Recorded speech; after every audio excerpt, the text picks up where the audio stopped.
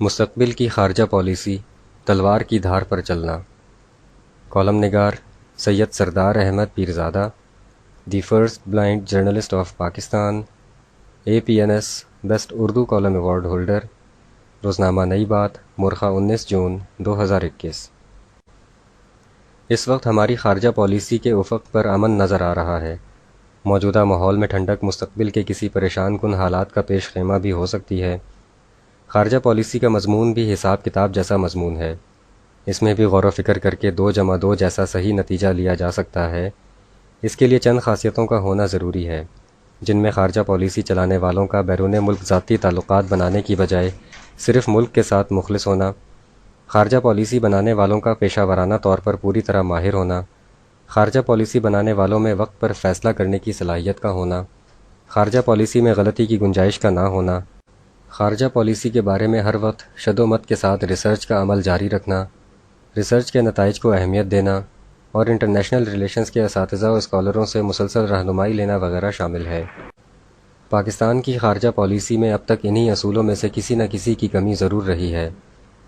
ماضی میں یہ بات عمومی طور پر دیکھی گئی کہ پاکستان کی خارجہ پالیسی کے بارے میں دیے جانے والے ظاہری بیانات کے برعکس درپردہ مختلف معاملات رہے۔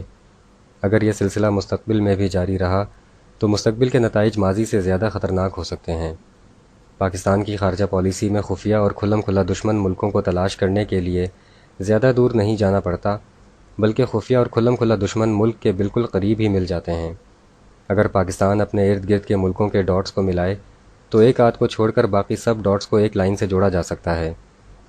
گزشتہ 73 برسوں میں خارجہ پالیسی کے اعتبار سے پاکستان اس سے زیادہ حساس موڑ پر کبھی کھڑا نہیں ہوا۔ اسے یوں بھی کہا جا سکتا ہے کہ مستقبل میں پاکستان کی خارجہ پالیسی کو تلوار کی دھار پر چلنا ہوگا۔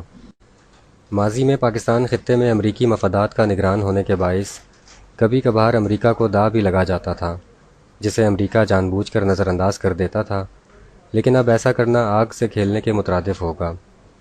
اس کی وجہ چند الفاظ میں بتائی جائے تو وہ افغانستان کی مستقبل کی صورتحال، بھارت چین کشیدگی میں امریکہ کا بھارت کو مدد دینا، پاکستان کی معیشت کا دار و مدار چین پر ہونا، پاکستان اور ایران کے تعلقات میں شکوک و شبہات کا ہونا، اور ان سب سے بڑھ کر عرب ممالک کے غصے کا نشانہ بننے کا خطرہ ہر وقت منڈلاتے رہنا وغیرہ ہو سکتے ہیں۔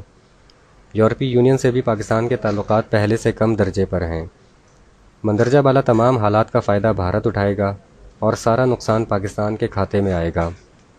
خارجہ پالیسی کے محاذ پر اٹھتے ان کالے بادلوں کے بارے میں ہمارے ہاں جتنی تشویش پائی جانی چاہیے، اس کا عشر اشیر بھی کہیں محسوس نہیں ہو رہا ہے۔ ہماری خارجہ پالیسی میں سنجیدگی اور تحقیق کی جتنی ضرورت اب ہے، پہلے کبھی نہ تھی۔ پاکستان کی خارجہ پالیسی کے حوالے سے میرے نزدیک درج ذیل چند قابل غور نکات ہیں جو پیش خدمت ہیں۔ پاکستان میں اسرائیل کا نام شجر ممنوعہ ہے۔ ہمیں بہت غور و فکر کرنی ہوگی کہ پاکستان کا فائدہ کس میں ہے، کیونکہ اس وقت دنیا بھر کی کامیاب خارجہ پالیسیاں قومی مفاد اور حقیقت پسندانہ زمینی حقائق کی تھیوری پر بنائی جا رہی ہیں۔ دنیا بھر کی خارجہ پالیسیوں میں اپنے ملکی مفاد کی جگہ دوسروں کے مفاد کو اہمیت نہیں دی جاتی۔ کیا ہم کچھ خاص ملکوں کے ساتھ تعلقات کو نارمل کر کے بھارت کو بے اثر نہیں کر سکتے؟ اور کیا ان خاص ملکوں کی خارجہ پالیسی کے ذریعے منہ موڑے ہوئے امریکہ کو پاکستان کے لیے پاکستان کے مفاد میں کسی حد تک مینیج نہیں کر سکتے؟ کیا ہم بھی اپنی خارجہ پالیسی میں خواہشات کی بجائے قومی مفاد اور حقیقت پسندانہ زمینی حقائق کو سر فہرست نہیں لا سکتے؟ ہمیں دوسرے ملکوں کے ساتھ تعلقات میں جذباتی الفاظ کو ختم یا کم کرنا ہوگا، کیونکہ انفرادی دوستی اور محبت میں جذباتی الفاظ کا استعمال تو مناسب ہو سکتا ہے، لیکن خارجہ پالیسی میں ملکوں کے تعلقات کے لیے بہت زیادہ جذباتی الفاظ کا استعمال تکنیکی طور پر مناسب نہیں ہوتا۔ چین اور بھارت کی مخاصمت کو اگر پاکستان بہتر حساب کتاب یعنی کیلکولیٹ کر کے مینیج کرے تو پاک بھارت بارڈر پر کم طاقت کے ساتھ بھی بہتر نتائج حاصل کیے جا سکتے ہیں۔